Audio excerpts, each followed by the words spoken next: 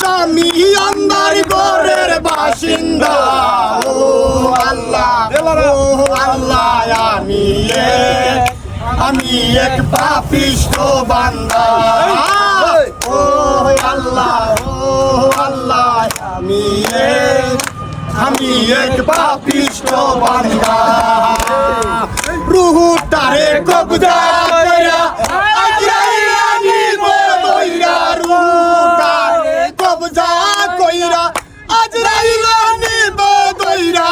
শূন্য গায়া রইল বইরা, কে শুনবে কার কান্দা গো। ও আল্লাহ আমি এক পাপিষ্ঠ বান্দা। ও